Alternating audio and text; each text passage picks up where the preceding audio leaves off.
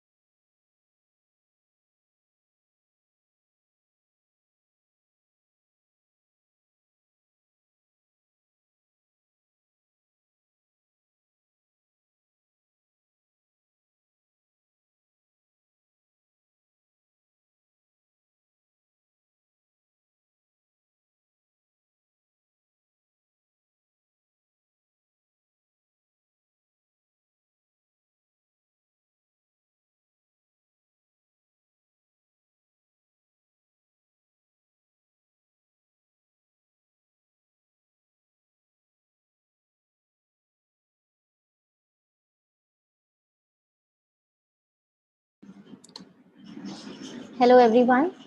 This is Vanita from Atma and I welcome you to today's session of the Atma Network webinar series. The world is in a crisis and we know that it has taken a toll on the social sector as well. Hence, Atma is working towards ensuring that organizations like you have the knowledge, skills, and resources to deal with this situation effectively and reduce the impact of COVID-19 on the vulnerable groups you work with. Today, we are going to discover if fundraising is an art where people with the gift of gab to succeed, or is it a science where you need to apply the rigor of research and data to gain new funders? And to help us understand this better, we have two very experienced social sector professionals with us today. Our first speaker is Safina Hussain, a London School of Economics graduate. Safina Hussain is the founder of Educate Girls, a non-profit organization that partners with government to identify, enroll, and retain out-of-school girls and to improve the foundational skills in literacy and numeracy for all children.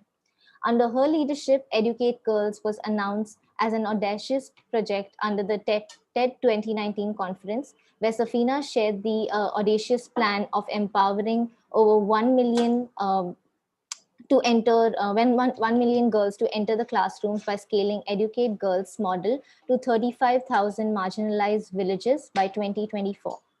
Our second speaker is Marshi Vaishnav. Marshi is Educate Girls Chief of Staff. In his current role, he assists the founder CEO to deliver her strategic vision. Prior to Educate Girls, Maharshi was on research fellowship with the Grameen Foundation in Southeast Asia, where he evaluated mobile technology solutions for women micro entrepreneurs. Before making a conscious switch to the international development, Maharshi spent a decade in various roles across the private sector. Maharshi holds graduate degree in public policy and business. Before we head on to the session, let's recap a few basic rules. All attendees will stay muted through the webinar. You have the option to unmute, but please stay muted through the webinar to avoid any background noises. Any questions you may have will be taken up in our Q&A section towards the end of the webinar. So please type your questions in the chat box that you see on your screen. Please keep a pen or paper handy for taking essential notes. This is going to be an interactive webinar, so stay close to your phones, laptops, tablet, and please participate. And last but not the least, after the session, we will email all the attendees with the presentation that you see today and any other additional resources that are relevant to the topic. Well, that's it for me. Over to you, Safina and Marshi.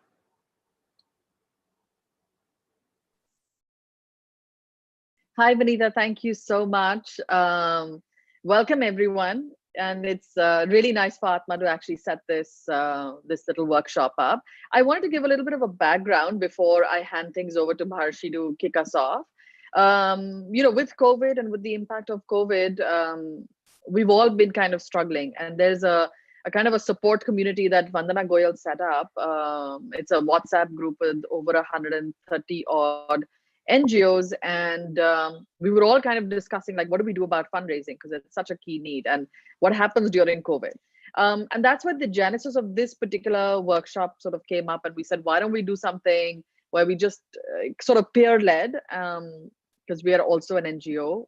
We're not some technical expert in fundraising, but just from a peer experience, how can we gather our own experiences and really try and understand? So today, what we're going to do is we're essentially really speaking from our experience at Educate Girls. So we're not, a fundraising Gyan guru, but we can just tell you what we have done, what has worked for us. We're also layering that with some of the sort of best practices and resources that Atma has shared with us. So we'll kind of layer our experience with some of those key resources. And the third thing that we want to do is that at critical points, we also want to crowdsource. So any questions that, we are all sort of struggling with, and I think there were 3 top questions. Those questions we'll sort of pause and you can put in what you do at your organization into the chat box. So finally, when the material at the end of this workshop, when Atma shares it with everybody, it will have the Educate Girls journey, it will have some standard resources, and it will also have things that we learn through this, 1 hour together. So I hope that sounds okay with everybody. If there is anything else, please just keep putting things in the chat box if you can, and we'll try and address it. I also wanted to mention that there are lots of ways to fundraise. You can do retail, and you can do events and galas, and people do a variety of things. Today, we're really going to focus very much on institutional fundraising, where you do a research, you find who can fund you, you sort of contact those institutional donors, and then you kind of put your proposal, etc., together and you pitch to them. So that's kind of the boundary condition for today's conversation. We're not going into retail, we're not going into events, we're not going into other things. We're really looking at saying, if you had to approach institutional donors, where you have to put in a proposal, how should you, what are some of the key ways to kind of think about it? So with that, I will hand it over to Maharshi. He has been with Educate Girls. I started it like 12 years ago, but he's been with the organization for, I think, like 8 of those 12 years. So, I can't even remember an Educate Girls before Maharshi. He's like that old in the system.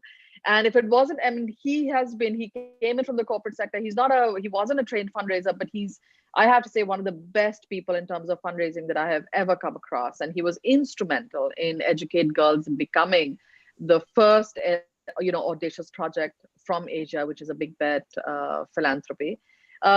So with that, I'll hand it over to him, and we're not going to do it as different speakers. I think Maharshi and I know each other for 8 years. We'll just sort of flow in and out of this conversation. We hope to take about 20 odd minutes of your time, and then we will open it up to Q&A. So Rishi, over to you. Perfect. Thank you, Safina. That was very kind. Hi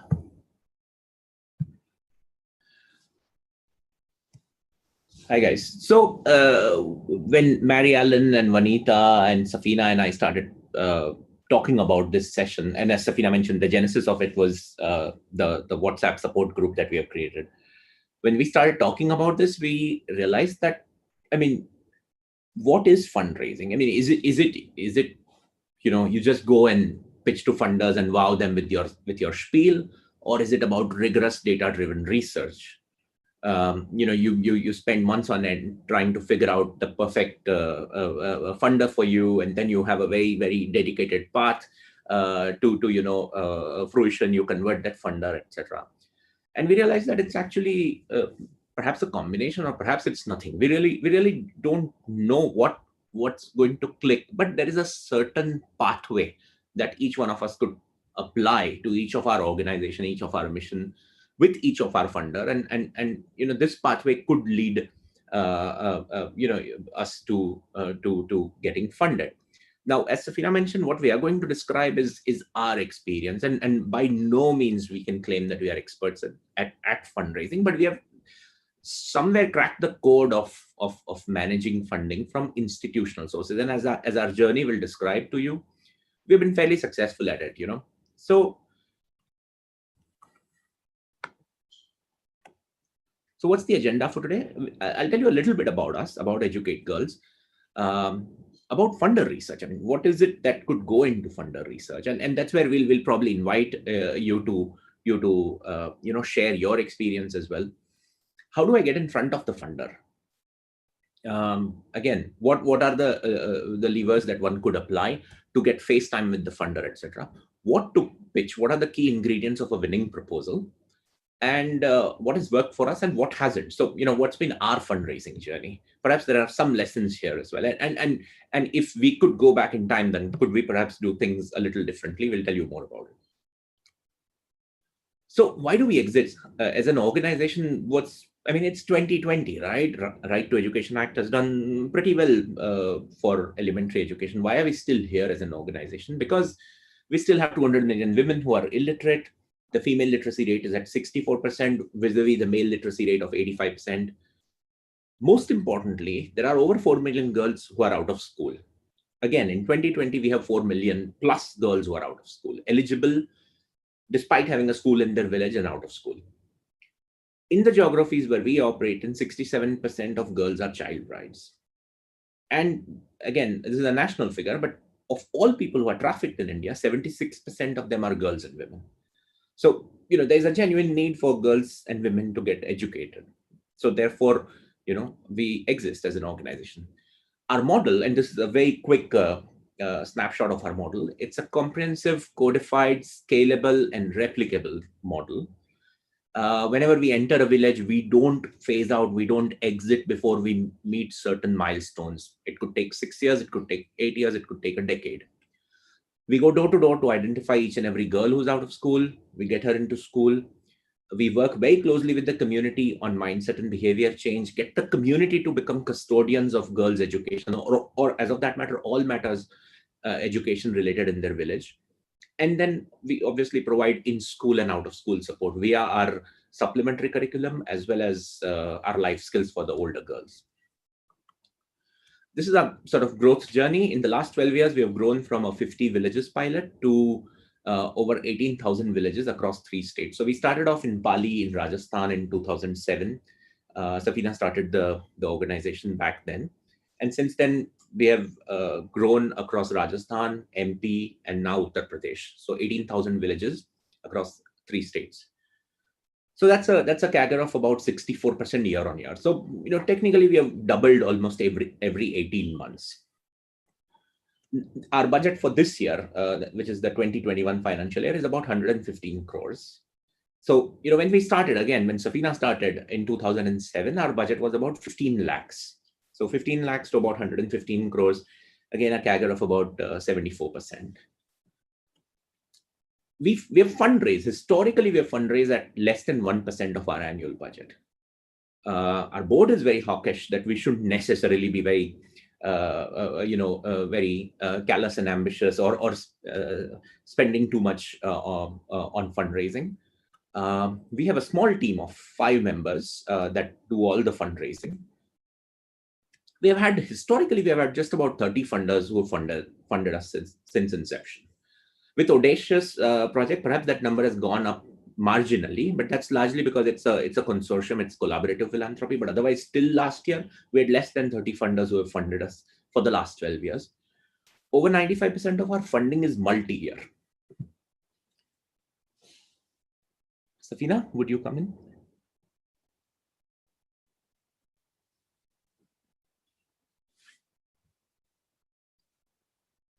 Hi, Safina.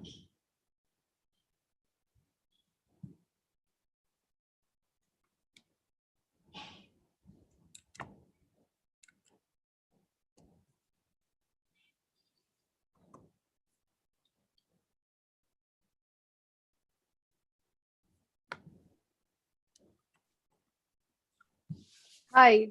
Hi, can you hear me? Sorry, my connection was a little unstable. Yeah. Would you come in here? Yes, I'd like to come in here. So Yeah. I think the first thing, when we had actually set this group up together and we were thinking of this workshop, we had asked people, like, what is your biggest struggle? And I think there were 3 things. And the top of the list was, how do I find, who can fund me? How do I find potential donors that will be aligned with what I want to do and my mission and vision, et cetera, et cetera. So before Rishi presents what Atma is doing, et cetera, I wanted to take, it's 11:13 right now, just about a minute and a half for people. If you can put in the chat box, what is it that you do to go and find donors out there? What kind of research techniques do you apply?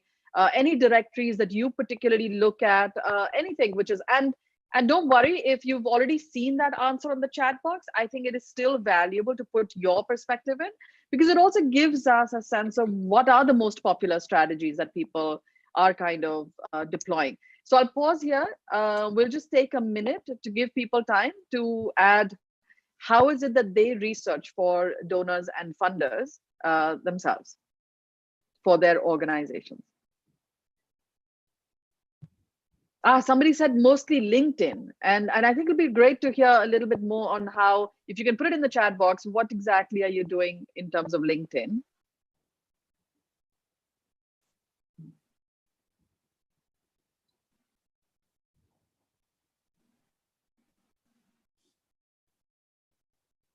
Through their website. So the funders' website is, yeah.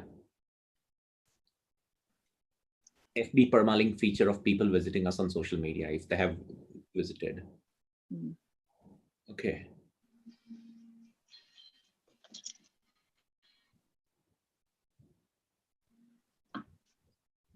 Okay, so there's a question that the responses can be seen only by the panelists. I am not sure. Is that right, Vanita? Yes, I have. So I've responded privately. In case if it is required to be answered publicly, we'll take that in the Q&A section. Okay. Yeah, so Rishi, if you were, we can just maybe just read some of these out then. Yeah, definitely. Yeah. Perfect. So individual introductions. Sorry, go ahead. There was LinkedIn, there was internet search, funder websites, peer organizations, funders who fund peer organizations, list of corporations in Mumbai, in Delhi, CSR, request for individual introductions and networks, alumni databases, connections. Okay. Yeah, so I think, Safina, we have kind of covered the turf, right? From seeking warm introductions to alumni, to social media, to LinkedIn, to I would just urge, if there are any popular directories that, somebody mentioned a government directory or other directories, and, these kind of standard websites, if there are any ones that you find really good or useful, oh, thank you, somebody's just put fundsforngos.com, etc. If you want to put those in, what we'll do is, it'll be really good. We'll compile everything, put it in the list, and then share it with everybody. So if you've got specific websites or specific directories, please type those in as well. And Rishi, as people are typing, you want to just go ahead with our experience? Yes. So some of the questions that we have tried, since we started very, very early days, who's funding my sector? So who's funding education in our case?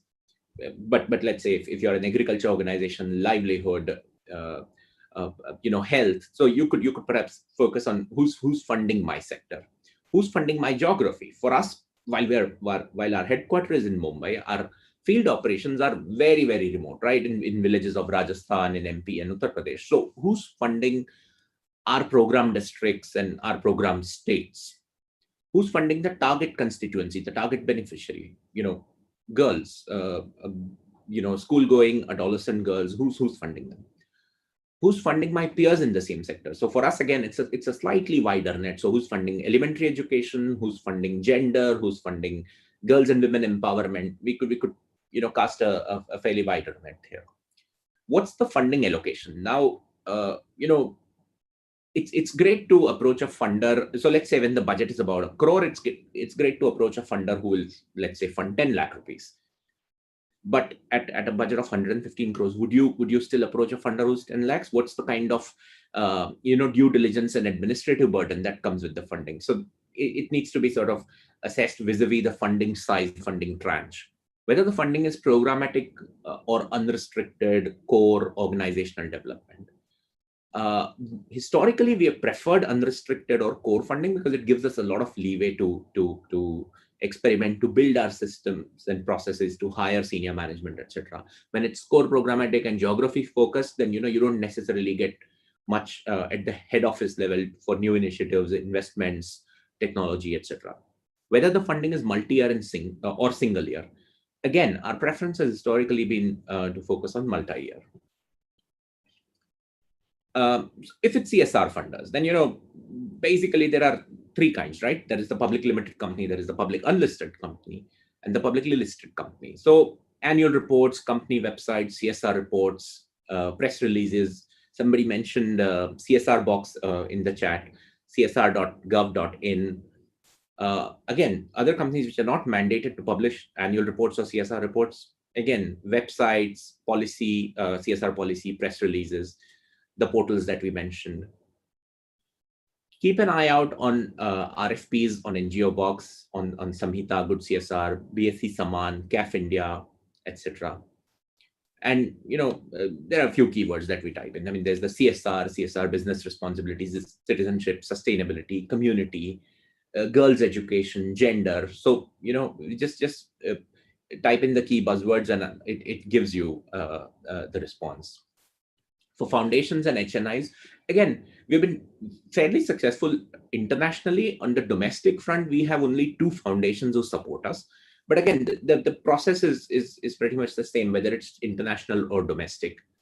Foundations' annual reports, grantee portfolios, grant making guideline pages on their websites, AVPN and other websites focusing on India. FundsforNGO.com, again, it came up in the chat box. For the HNIs, family office websites or personal giving websites, press articles. If there's not much information that's available on the individual, use the companies or organizations that they are associated with, as in the businesses that they run, and those act as good proxies. Atma has been very kind to provide us with some resources here, and again, this will be shared with you. So they have created a database of some of it is created by them, some of it is created by some other organizations. But COVID-19 grants, both from domestic sources as well as from international sources, and these are some of the other links where one could access databases of funders across the spectrum, again, from CSRs to foundations to HNIs to multilaterals who fund India, COVID, etc. So this is these are a few links. We'll share with you.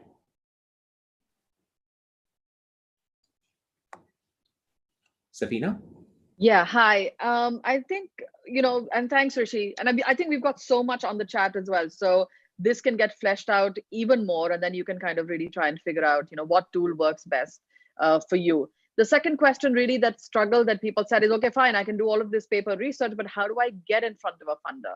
And that again becomes, the second sort of major challenge, because your work can be excellent. You can have excellent evidence of the fact that what you do works, but getting in front of a donor and, not like trying to run them down in a dark alley, like really getting in front of them in an environment where they're willing to listen to you, they're open to what you're, is really hard. So again, I think let's take a minute, and if you guys can just put it in the chat box on what are the approaches that you have tried that have worked for you, and then we can, we'll take a minute of people posting it in here, and then I will hand it over to Rishi to talk about some of the approaches that we at Educate Girls use, and what Atma has shared with us could be some standard sector best practices.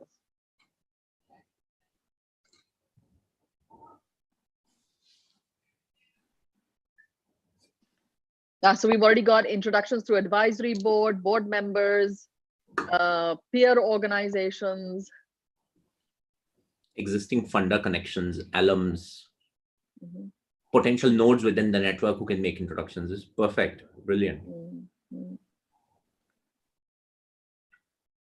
Let's just wait for some more answers. Yeah. And again, even if what the way you do it is already represented, just add it. Again, it will give us a sense of what are the easiest and the most popular approaches as well. Somebody said they approached us. He's very lucky here. If they're approaching you, then obviously you're doing something really right. Is you're just reacting to opportunities. That's fantastic. Using communication strategy, your brand to create visibility for your work. Absolutely. Yeah.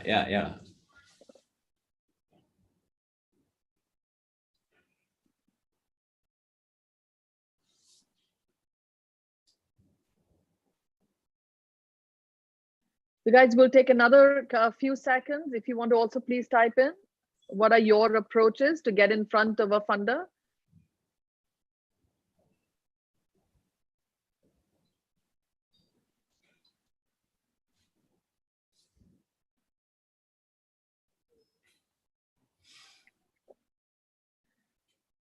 Okay, Rishi?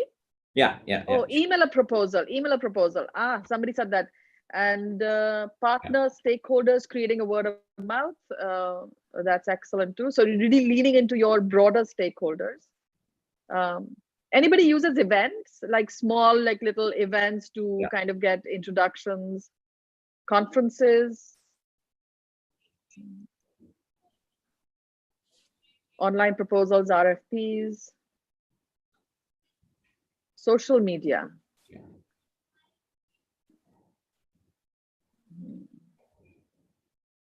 Using especially Twitter. Great. So as people add their own, Rishi, I'll hand that back to you. Yeah. So what we have done is, and again, when we started, I mean, we were fortunate to have a couple of champions who started supporting us during our infancy, and then we didn't necessarily know how to go about raising the kind of money that we have had to raise over the years. So step one was contact mapping. Just see who's in our board and our friends and family and work network who could connect us to funders, as we mentioned, who's funding our geography, our sector of focus, our key beneficiary constituency, etc. So contact mapping was one that we have deployed in the past. Lean into the identified person to make a warm introduction. So in fact, we had our Q2 board meeting yesterday, and we went to our board with our wish list. We said, hey, we know that you are connected to these organizations. We know that either the promoter or the CEO or the CSR head of this organization. Could you please make a warm introduction? Referrals from existing donors, that's worked wonders for us. In fact, a lot of our donors are very active champions of our work. And a lot of our funding also comes from a donor suggesting us, recommending us to their peers, their donor peers. We make it a point to participate in popular sector forums. So, domestic, there's the Sankalp Forum, Dasra Philanthropy Week, CSR NGO box events, etc. On the international side, the Skoll World Forum, meetings around Anga, SOCAP, etc. The best is to manage a face-to-face meeting, although it's for, it's an elevator pitch, it's a small, a meeting over coffee, but it's best to get FaceTime with a funder if it's possible. Now, of course, with COVID and all, I think Zoom is the best. But we have rarely have we raised money without having a face-to-face meeting. Rarely. I doubt whether perhaps there could be one or two odd instances where this would have happened. Otherwise, we always made it a point to get a very quick meeting with a potential funder and keep the conversation going irrespective of the funding potential. So a very large foundation supports us in India. And while their funding started, while they started funding us in 2019, we were in dialogue with them since 2016. When we were delivering the DIB, our development impact bond, we made it a point to invite them to Bhilwara to witness the DIB vis-a-vis our regular program. And we updated them over time. And then as and when, the relationship was warm enough, when they felt that, yes, we are at a certain stage where they should evaluate us, we then, got the proposal and the other processes, due diligence, etc. done. But keep the conversation going. Another funder that's materialized this year, a large foundation, international foundation. We met them back in 2018 when we took our board chair with us for a roadshow, and we met that foundation back in 2018, kept the conversation going. This year, it's eventually materialized. So, we have done the research. We know whom to target. We know, who are we going to target? What are we going to target now? So what's the ingredient of a winning proposal? What's worked for us?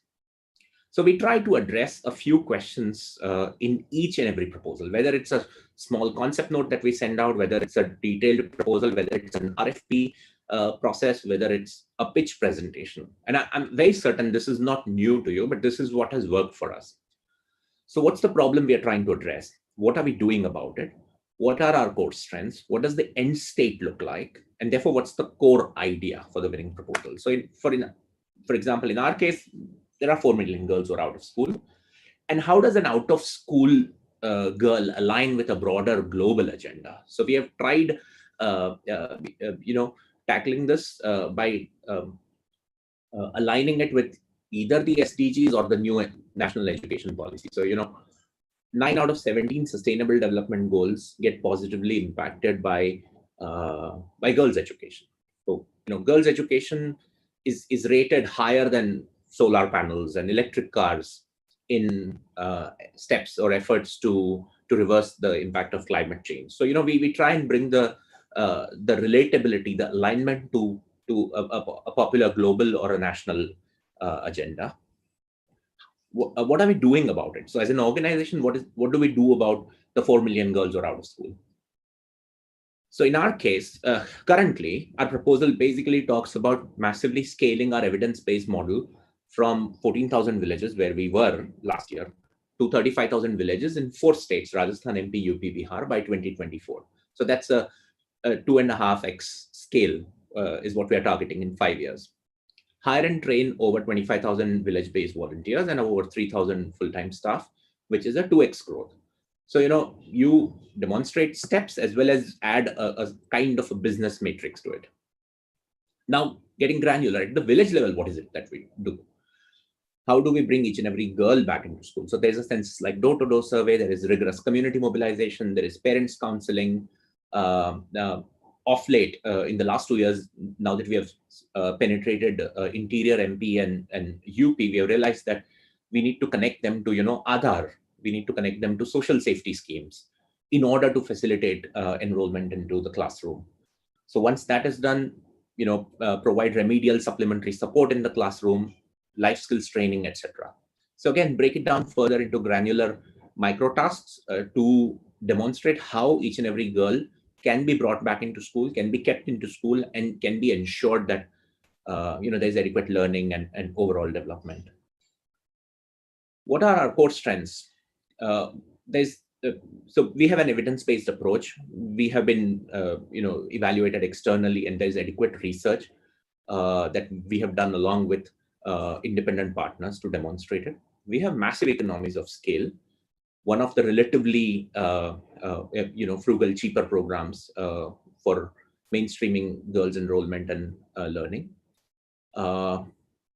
We have funders and partners right from United States to New Zealand, and the entire sort of globe gets covered. We have partners in US, in Europe, in Middle East, in India, in Southeast Asia, as well as APAC, as I mentioned. Leadership and strength of management. We make it a point to demonstrate our board, how strong our board is, how strong our leadership is. The intellectual capital that we have on our board at our disposal is what we demonstrate very frequently, very openly, and the quality of oversight and governance that the board lends to us. How does the end state look like? So between 2019 and 2024, we'll close the gender and literacy gap across 35,000 of the highest priority villages in Rajasthan, MP, UP, Bihar, and enroll up to 1.5 million girls and improve the learning outcomes for a little over 900,000 children. That's our grand plan. That's how the end state will look like at the end of 2024. Safina? Yes. Thanks, Rishi. So I hope, given what the core pieces you want to really communicate in the proposal, we wanted to make sure that we bring you an example of how we articulate those things. So I do hope that was useful. And so having given all of this, what is your end state, blah, blah, blah. So the core idea of our proposal is really that using advanced analytics, and we use a little bit of machine learning, etc., that we identify 5% of villages in India that have 40% of the out of school girls. And that's how what we're promising to the donor is that in 5 years, if you fund us, we will help you solve 40% of the problem. So really linking your entire proposal, etc., back to the result that the donor wants to really see. So with that, I'm going to try and just maybe tease out some of the core kind of insights or thing. Rishi, can we have the next slide? Just really, how do I think about it, and then sort of in synopsis, what the journey has been like. I started Educate Girls about 12 odd years ago, and initially we were just doing a test run, and then we kind of moved to a pilot mode. So that first kind of 3 years beyond the seed funding, I only had one donor. I just had Dasra, and Dasra basically put a giving circle. So there were 3 odd funders, and the giving circle committed for 3 years. So we made that 3-year strategy, and Dasra said, I'll give you a giving circle that will fund those 3 years till you test and you get ready for scale. Before that was ending, that 3-year strategy, we actually built our first 5-year plan. And we take almost a year to build out the strategy, right? So we built a strategy that took us all the way from 2013 to 2018. And we took this back to Dasra. They loved it. So they said, fine, we will actually continue our funding. The Giving Circle will continue towards this 5-year strategy. Plus, we shopped it around and we found an anchor funder. So to give you an example, what an anchor funder does for us is if my strategy costs let's say 100 rupees, the anchor funder came on board and said, listen, I'll put 50 rupees on the table, but only if you go and raise another 50. So every time we raise a rupee, they would release another rupee up to 50. So essentially 50% of your strategy was kind of taken care of over that 5-year period. And for us, that kind of thing really works when you're looking at a 5-year plan. And you get a big commitment on the table. So we had an existing donor, Dasra, that continued to fund us, which is a huge credibility thing. We were able to get an anchor funder who said, fine, I'm going to buy 50% of your strategy. And then we use that as leverage to find match funders and to find other donors who are now really excited about this particular strategy and this 5-year plan. And once we were in year 3 of that plan, we actually started to plot our next 5-year strategy. We took a year to build what we call our strategy 2.0. And then we took 2 years to actually raise money against that strategy 2.0. So we actually give ourselves a lot of headroom to line up commitments, fundraising commitments against that. And so again, strategy 2.0, Dasra continued to fund us, and they still continue to fund us. The Giving Circle is still active. Our anchor funder has still continued. The match from the donors that we brought together continues. Plus, we added the Audacious project to fill in the gap of everything that was kind of left over in terms of the funding requirement. And I would say majority of our funding really comes from referrals from other donors. They are our biggest champions, and they're the ones that I would say, 70-80% of the time that we're getting funded by somebody new is because a donor has made a connection and a donor has made a recommendation. Next slide, Rishi. Yeah. So honestly, like our approach is that the strategy comes first and the fundraising comes after. So it isn't that, we make a proposal because we're going to, so we're not chasing money. We're chasing our end goals. We're chasing the result that we really want to see. And that strategy is then what gets donors excited. Even in terms of fundraising, to make sure that we stay true to that strategy, our board has given us some, basic gift acceptance guidelines. So we will not accept money that is outside of that strategy. So if tomorrow you said to me, Safina, we'll give you so much money to go build toilets, we will just have to say no, because that's not in our 5-year plan. So it kind of keeps you really honest to your strategy, to your plan.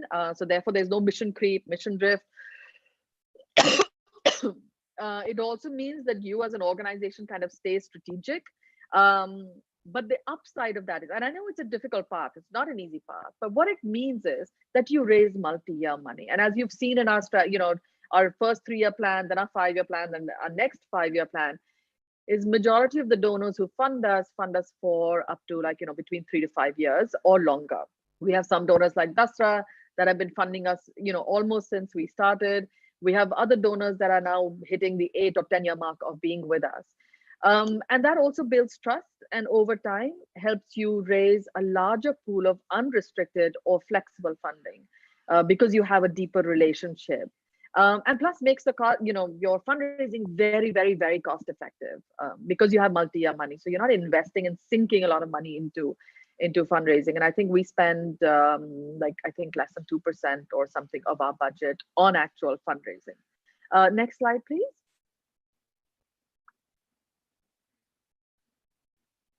Yeah, the board, as Rishi had mentioned, actually plays a very, very critical role for us. They make introductions, they keep us really tight. We're like on such a tight rein by our board. It's unbelievable. I think Marishi and I don't sleep the night before our board meetings because we're just not sure what we will get slapped around on. Like incredibly, incredibly strong governance. But then on the other hand, our board chair will come on road shows with us. Any of our donor, any of our board members will pick up a phone and speak to a funder and say, this is where you need to put your money and why. However, we're very different that we do not have donors on our board. And that was a very conscious decision because, again, we want to be ruled by our strategy. We don't want to be ruled by the money. So we want to ensure that our strategy is divorced from the money. However, the board is actually our biggest fundraising instrument without having donors on the board. Next slide, please, Rishi. And this is something that I've also seen replicated with some of the other organizations, like in the Audacious Project. Other kind of international organizations also have really similar approach. So last 2 minutes, last 1 minute, I will spend on very, very what has worked for us is being guided by the strategy. Strategy first, everything else second. Creating adequate evidence of our work. And when it started, it was a very before and after, then it moved to quasi-experimental, and obviously it's moved to an RCT, etc., etc. No mission drift, no mission creep, no distractions. very clear communication. And I think this is one of my pet peeves, is I feel like sometimes in the sector we put so much jargon, that we don't even even as peers we have no idea what somebody is talking about. So my pitches, before I go in and I pitch to a funder, or when we're building the Educate Girls pitch, I used to practice it on my daughters, who are now 10, 11 years old. And if they got it, I kind of felt like, okay, fine, this is a pitch that's going to go. Otherwise it just doesn't go to a donor. If a really, even a child has to understand it. And I think this is a big piece. We don't put things in human language or simple English. We overcomplicate things. We think it'll make us look smarter, but it isn't. And I have to say, over the years, our Educate Girls pitch document, the PowerPoints, this is not a PowerPoint that would ever work for us, because most of our PowerPoints are only photographs. We only have a storytelling. Pictures, if you're putting too much text, we see it as a sign of failure internally. So really focusing on that and building alignment, building true, authentic relationships with your donors, because they are really, with you to help achieve that result and to help achieve the mission that we're all here for. What's worked for us is, again, like I said, referrals. Our donors have been our biggest champions.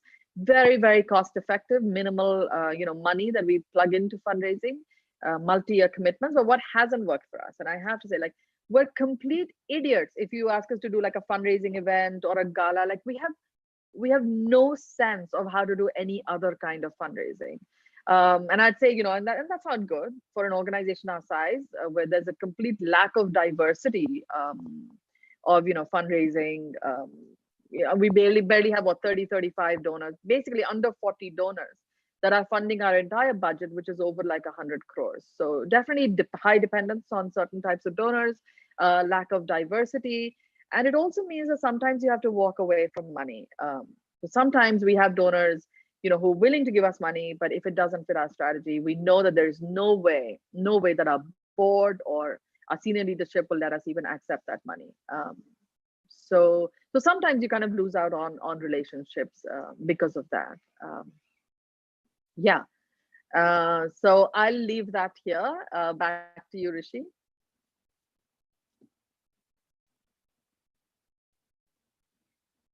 You're on mute. Hi, sorry, no, we have exceeded our time. We wanted to provide as much time as possible for Q&A, so we are happy to answer questions now. Yes, thank you so much. We'll actually right now move into the question and answer section. We have some questions that have already come in. For others who haven't added their questions, please type your question in the chat box that you see or in the Q&A section that you see. We will be taking as they come.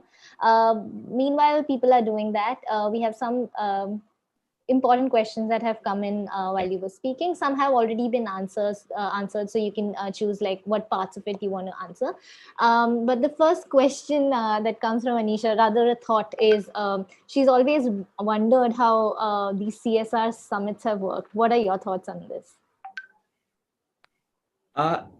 So whenever we participate, we make it a point to have researched who all we want to reach out to. So we make sure that we, these lists of participants is available beforehand, right? So we make sure that we want to target these 4 or 5 corporations, and we would have done our research beforehand.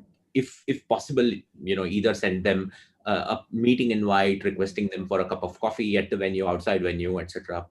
So we do all that, and only then we reach out. I mean, only then we participate in these forums. And it's been a mixed bag. Quite honestly, we have had numerous meetings. Not that every meeting has ended up in funding, but we did crack a fairly large funding partnership via one of these meets. I mean, a funder who funded us for 5 years, and then eventually the partnership ended. But yeah, so it's with adequate research, with adequate targeted outreach beforehand, and then meeting, it always works. Yeah, I'll just add to that. I think any kind of conference, not just the CSR meets, etc. I think 2 things have worked, at least for me personally, is if you are speaking, if you're a panelist, if you're on stage, that gets you visibility in front of people who are interested in your particular topic. And the second is exactly what Rishi said. One of my board members taught me that the minute before you even enter the event, look at who's in there, and then you pre-decide who are the 2 or 3 people that you want to speak with. And honestly, there's not going to be more than 2 or 3 people. So if you think you're just getting really worked up and trying to meet as many people, it may not necessarily be. You're just going to exhaust yourself. So try and just focus on who you really want to connect with and why, and have a kind of an authentic discussion with them. And don't get in front of them and just vomit out like what you do. Like, really, because donors, this is like one thing we see, like everybody's just trying to get in front of them. So I think just to treat them a little bit as human beings and to have a conversation which is not like pinning somebody against the wall just because you saw them at a conference. But yeah, and then there's this stuff we do internally is we do these kind of role plays, and Sonali and some of the people in the workshop today have attended some of those where we kind of role play, saying how do you talk to a donor that you kind of encounter like this, and how do you run those conversations, which really, again, I mean, maybe it's a separate workshop, but is a real science, because I think sometimes we miss the cues on how to really have that first conversation. Great. Thank you so much for answering that. The next question is about the advisory board. You did mention that advisory board is definitely important player in helping and supporting with fundraising.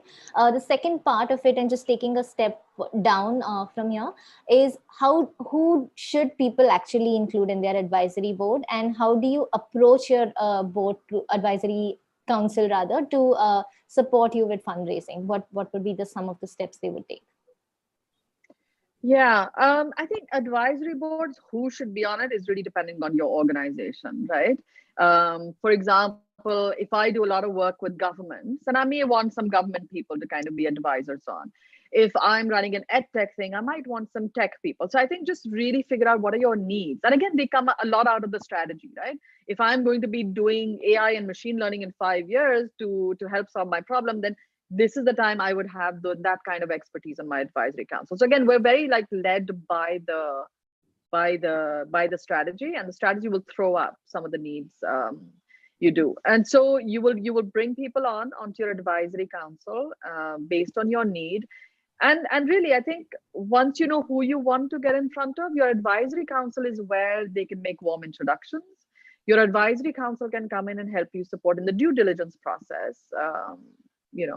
The advisory council can do a bunch of different things. I think sometimes we get plugged into speaking opportunities through our advisory council and stuff. So I think you'll figure out how to kind of use them best.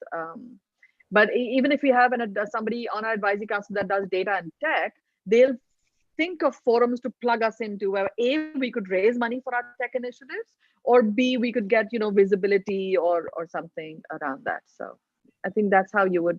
I would think about using the advisory council. Great.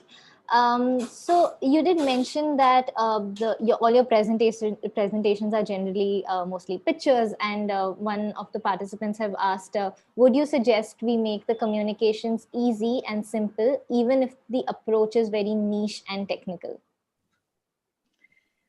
You know what? I mean, I was reading this recently. There's somebody, this was on Twitter, right? Somebody was saying that what made the US just come out so front in terms of all these big businesses. And one was, their focus on quality. The second was their focus on engagement, right? Even when very technical firms, even scientific papers in the US are constructed in a way that they're engaging for their audience, however complex an idea. And it's not easy to do, but I don't think there is anything that cannot be communicated, or at least make the effort to communicate it as simply as possible. Use of metaphors, use of, oh, we are like the Coca-Cola of, the nonprofit sector, whatever you want to call it. But you have to try and make it engaging, and you have to try and make it simple. I think a lot of the times we take this thing saying, "Arey nahi, hamara kaam to itna complex hai, hum nahi simply bata sakte," but that's not necessarily true. At least start on that. I mean, it's taken us years to get to the kind of communication. Each year we get it gets a little bit easier, it gets a little bit better, and everybody's work is really complex. But complexity in fundraising is your enemy. It is truly your enemy. So if you think that complexity is your friend and now somebody's going to be wowed by what you're doing, that's absolutely wrong, right? So try and reduce the complexity of your message. Try and keep it high level. Try and keep it human. Try and keep it connected, and definitely make it results based and really exciting for somebody to hear what they can achieve with you. Great. So some people actually want to know how has COVID actually impacted Educate Girls. Talking about strategy, are there any funders who have just left your strategy and said that why don't you focus on COVID instead of the strategy? Has that happened to you? I would say maybe one or two funders, right? Who's saying like, now we want to focus on livelihood, and education is such a long-term game that, we're moving to immediate needs and we'll come back to you when we're ready to focus on the longer term. But I think it's been very marginal, very, very marginal in terms of the budget impact. And it's just been one or two, I would say, maximum, who have kind of taken that route, or some of the donors have said, I'm putting everything into PM cares right now. I'll see you guys next year, kind of thing. But very minimal. Most of the donors have recognized that the 5% of the villages where we work, why are these like, the highest out of school, right? Because there's the deepest poverty and the deepest level of social exclusion, marginalization. So obviously they actually need to be giving us more money to get to those people right now, right? Versus actually cutting it. And we have shifted. We've shifted to COVID relief. We've shifted to, as Rishi was saying, really thinking about social protection schemes, all of that, because at the end of the day, that child is important. And our donors, I think, understand that. So if that child today needs deeper support, I think that the conversation you should be having with the donors, or we should be having, is saying, listen, guys, you've given 100. This year I need 150 because my need has gone up so much.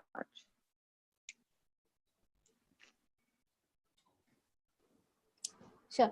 Also, just related to COVID, do you think, are you able to manage the 50-20% admin issue that came out of the whole FCRA amendment? Has that happened? And if you have any thoughts on how organizations should manage that?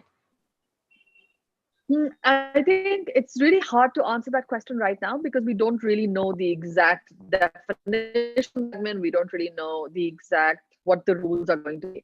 But perhaps I think this is a question to revisit in a month when we have a little bit more clarity. For us, definitely, I think it's easier to manage the admin issue because these laws actually favor those that are service delivery organizations. If you are an advocacy organization stuff, you're going to be in a really difficult position. If you were a re-granting organization, you'd be in a really difficult position.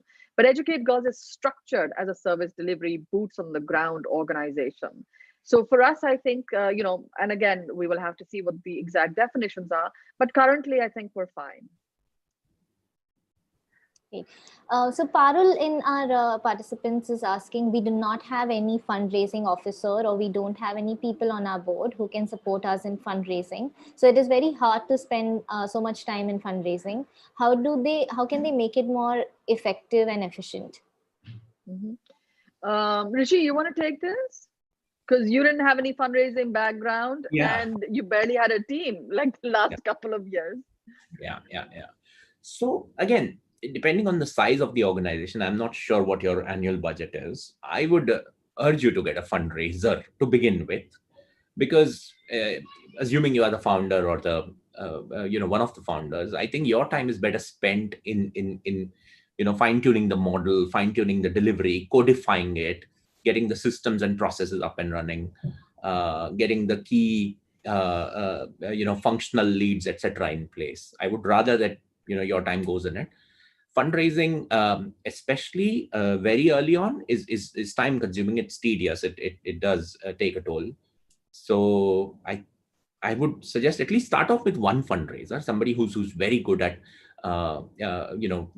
quick wins, and somebody who's very good at creating a bare bones strategy. You could create a more evolved version of your strategy later, but to get things off the ground, I would suggest you get a fundraiser on board.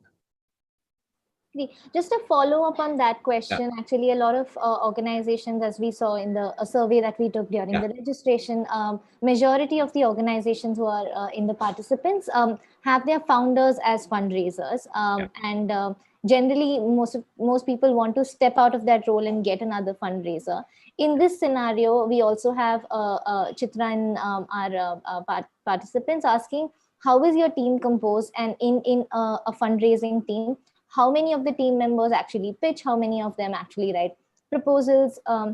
Who maintains relationships? How is this whole team divided? So, first and foremost, I mean, there's no denying the role that a founder plays, right? I mean, funders want a slice of the founder. So funders want face time with the founder. So, you cannot completely detach yourself from fundraising, but at the same time, because fundraising is a long drawn process, it takes time. Any approach you take, whether it's meeting at conferences, whether it's RFP, whether it's social media, whether it's referrals, any approach, no funder is going to give you money straight away. I mean, it's going to take time.